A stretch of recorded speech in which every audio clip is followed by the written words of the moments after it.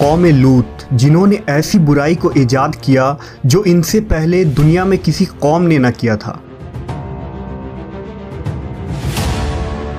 ایسی بدکاری جس کی مثال تاریخ میں کہیں نہیں ملتی۔ اس قوم نے ایسا کیا کام کیا تھا اور ان کا کیا انجام ہوا؟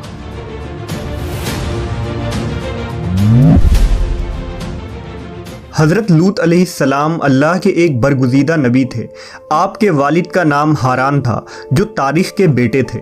آپ کی پیدائش عراق کے قدیم شہر اور میں ہوئی تھی۔ اس شہر میں ابراہیم علیہ السلام کا مسکن تھا۔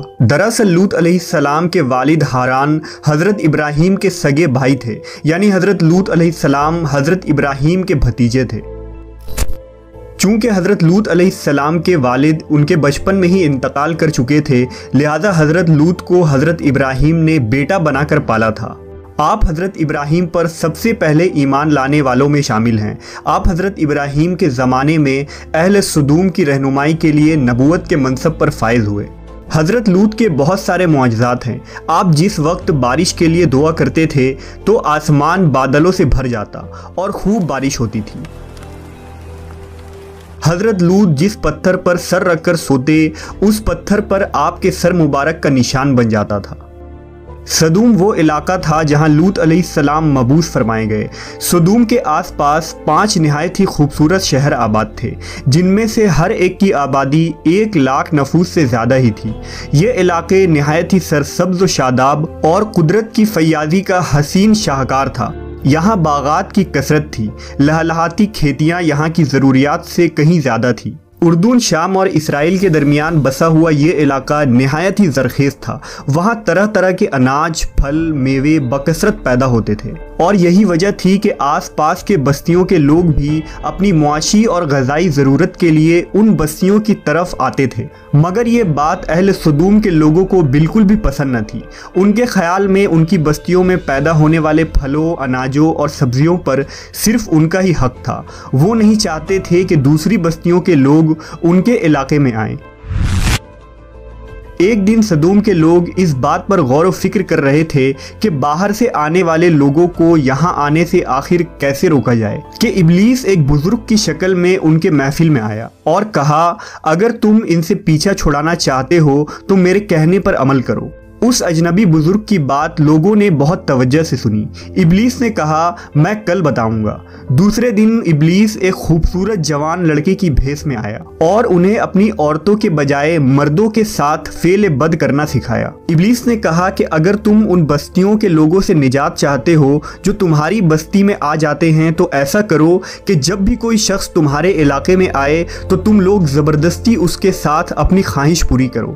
اس طرح یہ لوگ اس بستی میں آنا چھوڑ دیں گے۔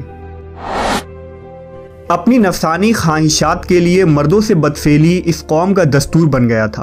یہاں بے حیائی عام ہو گئی تھی۔ حکمراں، سردار، رؤسا، ہر طبقے میں گھر گھر یہ عمل پھیل گئی تھی۔ بھری محفل میں یہ لوگ اس فحاشی کے کام کو کر کے خوش ہوتے تھے۔ کوئی بھی محفل اس کام کے بغیر ادھوری سمجھی جاتی تھی۔ خاص کر مسافروں میں سے کوئی خوبصورت لڑکا ہوتا تو یہ لوگ اسے اپنا شکار بنا لیتے۔ تلمود میں لکھا ہے کہ اہل سدوم اپنی روزمرہ کی زندگی میں سخت ظالم، دھوکے باز اور بد معاملہ تھے۔ کوئی مسافر ان کے علاقے سے بخیریت نہ گزر سکتا تھا۔ کوئی غریب ان کی بستیوں سے روٹی کا ایک ٹکڑا نہ پا سکتا تھا۔ بارہا ایسا ہوتا تھا کہ باہر کا آدمی ان کے علاقے میں پہنچ کر فاقوں سے مر جاتا اور یہ اس کے کپڑے اتار کر اس کی لاش کو برہنہ دفن کر دیتے۔ اپنی وادی کو انہوں نے ایک باغ بنا رکھا تھا جس کا سلسلہ میلوں تک پھیلا ہوا تھا۔ اس باغ میں وہ انتہائی بے حیائی کے ساتھ اعلانیہ بدکاریاں کرتے تھے۔ حضرت لوط علیہ السلام نے انہیں توحید کی دعوت دی اور بدکاری کے اس گھنونے عمل سے توبہ کرنے کا حکم دیا۔ حضرت لوط نے کہا، تم بے حیائی کیوں کرتے ہو؟ کیا تم عورتوں کو چھوڑ کر لذت حاصل کرنے کے لیے مرد کی طرف مائل ہوتے ہو؟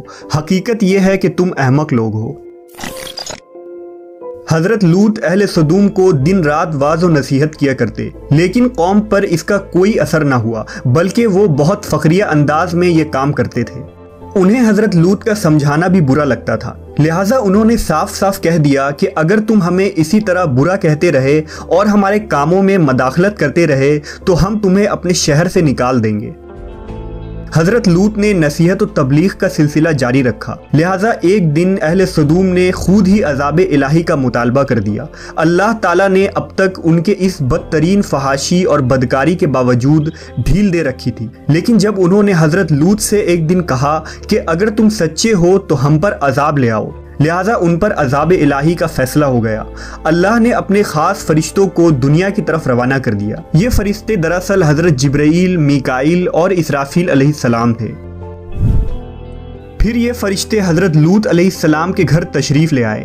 حضرت لوط نے جب ان خوبصورت نوعمر لڑکوں کو دیکھا تو سخت گھبراہٹ اور پریشانی میں مبتلا ہو گئے۔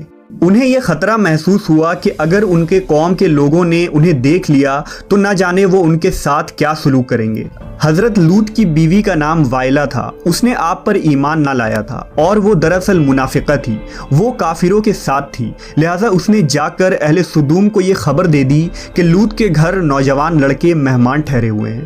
یہ سن کر بستی والے دوڑتے ہوئے حضرت لوط کے گھر پہنچے۔ حضرت لوط نے کہا، اے قوم، یہ جو میری قوم کی لڑکیاں ہیں یہ تمہارے لیے جائز اور پاک ہیں، اللہ سے ڈرو اور مجھے میرے مہمانوں کے سامنے رسوا نہ کرو، کیا تم میں سے کوئی بھی شائستہ آدمی نہیں؟ حضرت لوط کی بات سن کر وہ لوگ بولے، تم بخوبی واقف ہو کہ ہمیں تمہاری بیٹیوں سے کوئی حاجت نہیں، اور جو ہماری اصل چاہت ہے اس سے تم بخوبی واقف ہو۔ قوم لوط کے اس بے شرمانہ جواب سے اندازہ لگایا جا سکتا ہے کہ وہ فعل بد میں کس حد تک مبتلا ہو چکے تھے۔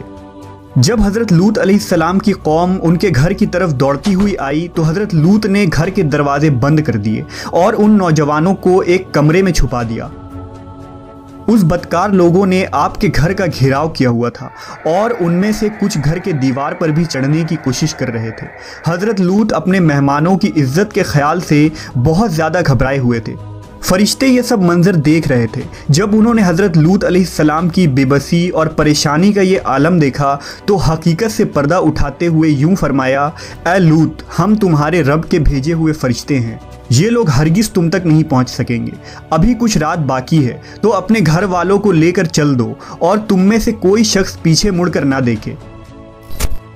اہل سدوم حضرت لوط کے گھر کا دروازہ توڑنے پر بضد تھے، لہٰذا حضرت جبرائیل علیہ السلام نے گھر سے باہر نکل کر اپنے پر کا ایک کونا انہیں مارا، جس سے ان سب کی آنکھوں کے ڈھیلے باہر نکل آئے اور بصارت زائل ہو گئی۔ یہ خاص عذاب ان لوگوں کو پہنچا جو حضرت لوط کے پاس بد نیتی سے آئے تھے۔ حضرت لوط علیہ السلام حقیقت حال جان کر مطمئن ہو گئے اور اپنے گھر والوں کے ساتھ رات ہی کو نکل کھڑے ہوئے۔ بیوی بھی ان کے ساتھ تھی، لیکن کچھ دور جا کر وہ واپس اپنے قوم کی طرف پلٹ گئی اور قوم کے ساتھ جہنم رسید ہو گئی۔ صبح کا آغاز ہوا تو اللہ کے حکم سے حضرت جبرائیل نے بستی کو اپنے پر سے اکھاڑ دیا اور پھر اپنے بازو پر رکھ کر آسمان پر چڑھ گئے، یہاں تک کہ آسمان والوں نے بستی کے کتے کے بھونکنے اور مرغوں کے بولنے کی آوازیں سنی۔ پھر اس بستی کو زمین پر دے مارا، جس کے بعد ان پر پتھروں کی بارش ہوئی۔ ہر پتھر پر مرنے والوں کا نام لکھا ہوا تھا۔ جب یہ پتھر ان کو لگتے تو سر پاش پاش ہو جاتے۔ صبح سویرے شروع ہونے والا یہ عذاب اشراق تک پوری بستی کو نیست و نابود کر چکا تھا۔ قوم لوط کی ان خوبصورت بستیوں کو اللہ نے ایک انتہائی بدبودار اور سیاہ جھیل میں تبدیل کر دیا، جس کے پانی سے رہتی دنیا تک کوئی فائدہ نہیں اٹھایا جا سکتا۔ سمندر کے اس خاص حصے میں کوئی جاندار، مچھلی، میڈک وغیرہ زندہ نہیں رہ سکتے، اس لیے اسے ڈیڈ سی یعنی بحر مردار کہا جاتا ہے، جو اسرائیل اور اردن کے درمیان واقع ہے۔ ماہرین آثار نے 10 سالوں کی تحقیق و جستجو کے بعد اس تباہ شدہ شہر کو دریافت کیا تھا۔ تحقیقات سے پتہ چلا تھا کہ اس شہر میں زندگی بالکل ختم ہو چکی ہے۔ اس شہر کے راستے اور کھنڈرات کو دیکھ کر آرکیولوجسٹ نے یہ اندازہ لگایا کہ جب یہ شہر تباہ ہوا تو روزمرہ کے معمولات کے کاموں میں مشغول تھے اور یہاں زندگی اچانک ختم ہو گئی تھی۔ اہل سدوم جنہیں پتھر بنا دیا گیا تھا، ان کے بت ابھی تک بحر مردار کے پاس موجود ہیں، جو تا قیامت لوگوں کے لیے ایک عبرت ہے۔ آج یورپی ممالک میں انسانی آزادی کے نام پر اس بدکاری کی اجازت دی جاتی ہے اور اس فحش عمل کو فخر سمجھا جاتا ہے، مگر حقیقت یہ ہے کہ ہم جنس پرستی بالکل فطرت کے خلاف ہے، جس سے انسانی معاشرہ تباہ و برباد ہو جاتا ہے۔ روایتوں کے مطابق ایک مرتبہ حضرت سلیمان علیہ السلام نے شیطان سے پوچھا کہ اللہ کے نزدیک سب سے بدترین عمل کیا ہے؟ ابلیس بولا، جب مرد مرد سے بدفعلی کرے اور عورت عورت سے خواہش پوری کرے۔ حضرت ابن عباس سے روایت ہے کہ رسول اللہ صلی اللہ علیہ وسلم نے فرمایا کہ اس شخص پر اللہ پاک کی لعنت ہو جو قوم لوط والا عمل کرے۔